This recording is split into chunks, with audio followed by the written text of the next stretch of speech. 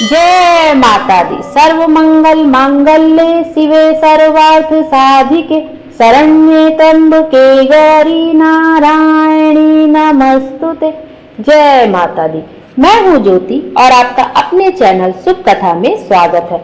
आइए आज के वीडियो में हम श्री दुर्गा सप्तशती के 8वें अध्याय रक्त बीज वध का श्रवण करेंगे। महर्षि मेधा ने कहा, चंड और मुंड नामक असुरों के मारे जाने से और बहुत सी सेना के नष्ट हो जाने से असुरों के राजा प्रतापी शंभु ने क्रोध युक्त होकर अपनी संपूर्ण सेना को युद्ध के लिए तैयार होने की आज्ञा दी। उसने कहा, अब उदायुध नामक 86 असुर सेनापति अपनी सेनाओं के साथ युद्ध के लिए जाएं और कंबु नामक 84 सेनापति भी युद्ध के लिए जाएं और कोटिवीर नामक 50 सेनापति और ध्रुमकुल नाम के 100 सेनापति प्रस्थान करें। कालक, दौहर, मौर्य और काल के यह दैत्य भी मेरी आज्ञा से सजकर युद्ध के लिए कूच करें। भयानक शासन करने वाला असुरों का स्वामी शुंभ इस प्रकार आज्ञा देकर बहुत बड़ी सेना के साथ युद्ध के लिए चला। उसकी सेना को अपनी ओर आता देखकर चंडिका ने अपनी धनुष की टंकार से पृथ्वी और आकाश के बीच का भाग गुंजा दिया। हे राजन, इसके पश्चात देवी के सिंह ने दहाड़ना आरंभ कर दिया और अंबिका के घंटों के शब्दों ने उस ध्वनि को और भी बढ़ा दिया। धनुष की टंकार, शेर की दहाड़ और घंटे के शब्द से पृथ्वी और आकाश के बीच का भाग गूंज उठा और इसके साथ ही देवी ने अपने मुख को और भी भयानक बना लिया। ऐसे भयंकर शब्द को सुनकर राक्षसी सेना ने देवी तथा सिंह को चारों ओर से घेर लिया।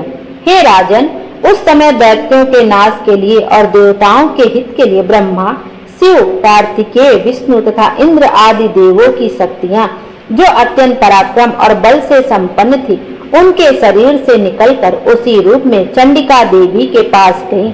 जिस देवता का जैसा रूप था, जैसे आभूषण थे और जैसा वाहन था, वैसा ही रूप, आभूषण और वाहन लेकर उन देवताओं की शक्तियां दैत्यों से युद्ध करने के लिए आईं। हंस युक्त विमान में बैठकर और रुद्राक्ष की माला तथा कमंडलू धारण करके ब्रह्मा जी की शक्ति आई। वृषभ पर सवार होकर, हाथ में त्रिशूल लेकर, महानाग का कंकड़ पहनकर और चंद्ररेखा से भूषित होकर भगवान शंकर की शक्ति माहेश्वरी आई और मोर पर आरूढ़ होकर हाथ में शक्ति लिए दैत्यों से युद्ध करने के लिए कार्तिकेय जी की शक्ति उन्हीं का रूप धारण करके आई। भगवान विष्णु की शक्ति गरुड़ पर सवार होकर शंख, चक्र, शंख, गदा, धनुष तथा खड़ग हाथ में लिए हुए आई। श्री हरि की शक्ति वाराही वाराह का शरीर धारण करके आई और नरसिंह के समान शरीर धारण करके उनकी शक्ति नारसिंही भी आई। उसकी गर्दन के झटकों से आकाश के तारे टूट पड़ते थे और इसी प्रकार देवराज इंद्र की शक्ति ऐन्द्री भी ऐरावत हाथी के ऊपर सवार होकर आई। पश्चात इन देव शक्तियों से घिरे हुए भगवान शंकर ने चंडिका से कहा, मेरी प्रसन्नता के लिए तुम शीघ्र ही इन असुरों को मारो।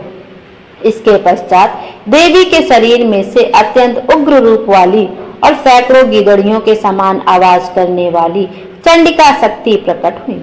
उस अपराजिता देवी ने धूमिल जटा वाले भगवान श्री शंकर जी से कहा, हे प्रभु, आप मेरी ओर से दूत बनकर शुंभ और निशुंभ के पास जाइए और उन अत्यंत गर्वीले दैत्यों से कहिए तथा उनके अतिरिक्त और भी जो दैत्य वहां युद्ध के लिए उपस्थित हो, उनसे भी कहिए, जो तुम्हें अपने जीवित रहने की इच्छा हो तो त्रिलोकी का राज्य इंद्र को दे दो। देवताओं को उनका यज्ञ भाग मिलना आरंभ हो जाए और तुम पाताल को लौट जाओ।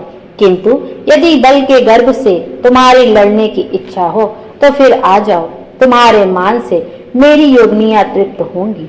क्योंकि उस देवी ने भगवान शंकर को दूत के कार्य में नियुक्त किया था, इसलिए वह संसार में शिवदूती के नाम से विख्यात हुई। भगवान शंकर से देवी का संदेश पाकर उन दैत्यों के क्रोध का कोई आर पार न रहा और वह जिस स्थान पर देवी विराजमान थी वहां पहुंचे और जाने के साथ ही उस पर बाणों और शक्तियों की वर्षा करने लगे। देवी ने उनके फेंके हुए बाणों, शक्तियों, त्रिशूल और फरसों को अपने बाणों से काट डाला। और काली देवी उस देवी के साथ आगे खड़ी होकर शत्रुओं को त्रिशूल से विदीर्ण करने लगी और खड़गवाल से कुचलने लगी। ब्राह्मणी जिस तरफ दौड़ती थी उसी तरफ अपने कमंडलू का जल छिड़ककर दैत्यों के वीर व बल को नष्ट कर देती थी। और इसी प्रकार माहेश्वरी त्रिशूल से, वैष्णवी चक्र से और अत्यंत कोप वाली कौमारी शक्ति द्वारा असुरों को मार रही थी। और ऐन्द्री के बाजू के प्रहार से सैकड़ों दैत्य रक्त की नदियां बहाते हुए पृथ्वी पर सो गए। वाराही ने कितने ही राक्षसों को अपनी थूथन द्वारा मृत्यु के घाट उतार दिया। दाढ़ों के अग्रभाग से कितने ही राक्षसों की छाती को चीर डाला और चक्र की चोट से कितनों को ही विदीर्ण करके धरती पर डाल दिया। बड़े बड़े राक्षसों को नारसिंही अपने नखों से विदीर्ण करके भक्षण कर रही थी और सिंहनाद से चारों दिशाओं को गुंजाती हुई रणभूमि में विचर रही थी। शिवदूती के प्रचंड अट्टहास से कितने ही दैत्य भयभीत होकर पृथ्वी पर गिर पड़े और उनके गिरते ही वह उनको भक्षण कर गए। इस तरह क्रोध में भरे हुए मात्र गणों द्वारा नाना प्रकार के उपायों से बड़े बड़े असुरों को मरते हुए देखकर राक्षसी सेना भाग खड़ी हुई। और उनको इस प्रकार भागता देखकर रक्तबीज नामक महापराक्रमी राक्षस क्रोध में भरकर युद्ध के लिए आगे बढ़ा। उसके शरीर से रक्त की बूंदें पृथ्वी पर जैसे ही गिरती थी, तुरंत वैसे ही शरीर वाला तथा वैसा ही बलवान दैत्य पृथ्वी से उत्पन्न हो जाता था। रक्तबीज गदा हाथ में लेकर ऐन्द्री के साथ युद्ध करने लगा। जब ऐन्द्री शक्ति ने अपने वज्र से उसको मारा तो घायल होने के कारण उसके शरीर से बहुत सा रक्त बहने लगा और उसकी प्रत्येक बूंद से उसके समान ही बलवान तथा महापराक्रमी अनेकों दैत्य भयंकर रूप से प्रकट हो गए। वह सब के सब दैत्य बीज के समान ही बलवान तेज वाले थे। वह भी भयंकर अस्त्र शस्त्र लेकर देवियों के साथ लड़ने लगे। जब ऐन्द्री के वज्र प्रहार से उसके मस्तक पर चोट लगी और रक्त बहने लगा तो उसमें से हजारों ही पुरुष उत्पन्न हो गए। वैष्णवी ने चक्र से और ऐन्द्री ने गदा से रक्त बीज को चोट पहुंचाई और वैष्णवी के चक्र से घायल होने पर उसके शरीर से जो रक्त बहा उससे हजारों महाअसुर उत्पन्न हुए, जिनके द्वारा यह संपूर्ण जगत व्याप्त हो गया। कौमारी ने शक्ति से, वाराही ने खड्ग से और माहेश्वरी ने त्रिशूल से उसको घायल किया। इस प्रकार क्रोध में भरकर उस महादैत्य ने सब मात्र शक्तियों पर पृथक पृथक गदा से प्रहार किया और माताओं ने शक्ति तथा शूल इत्यादि से उसको जो बार बार घायल किया, उससे सैकड़ों महादैत्य उत्पन्न हुए। और इस प्रकार उस रक्त बीज के रुधिर से उत्पन्न हुए असुरों से संपूर्ण जगत व्याप्त हो गया, जिससे देवताओं को भय हुआ। देवताओं को भयभीत देखकर चंडिका ने काली से कहा, हे चामुंडे, अपने मुख को बड़ा करो और मेरे शस्त्र घात से उत्पन्न हुए रक्त बिंदुओं तथा रक्त बिंदुओं से उत्पन्न हुए महाअसुरों को तुम अपने इस मुख से भक्षण करती जाओ। इस प्रकार रक्त बिंदुओं से उत्पन्न हुए महाअसुरों को तुम अपने इस मुख से भक्षण करती जाओ। इस प्रकार रक्त बिंदुओं से उत्पन्न महादैत्यों को भक्षण करती हुई तुम रणभूमि में विचरो। इस प्रकार रक्त क्षीण होने से यह दैत्य नष्ट हो जाएगा। तुम्हारे भक्षण करने के कारण अन्य दैत्य उत्पन्न नहीं होंगे। काली से इस प्रकार कहकर चंडिका देवी ने रक्त बीज पर अपने त्रिशूल से प्रहार किया और काली देवी ने अपने मुख में उसका रक्त ले लिया। तब उसने गदा से चंडिका पर प्रहार किया।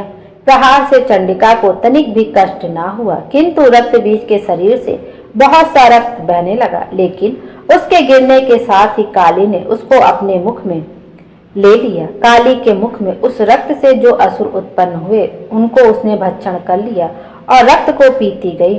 तदंतर देवी ने रक्त बीज को, जिसका की खून काली ने पिया था, चंडिका ने उस दैत्य को वज्र, बाण, खड्ग तथा रिष्ट इत्यादि से मार डाला। हे राजन, अनेक प्रकार के शस्त्रों से मारा हुआ और खून से वंचित हुआ महादैत्य रक्त बीज पृथ्वी पर गिर पड़ा। हे राजन, उसके गिरने से देवता अत्यंत प्रसन्न हुए और माताएं उन असुरों का रक्त पीने के पश्चात उद्यत होकर नृत्य करने लगी। बोलो माता रानी की जय। 8वां अध्याय यहीं पर समाप्त होता है। कल की वीडियो में हम दुर्गा सप्तशती के 9वें अध्याय का श्रवण करेंगे। माता रानी हम सब की मनोकामना पूर्ण करे और हमारे जीवन को खुशियों से भर दें। Thank you.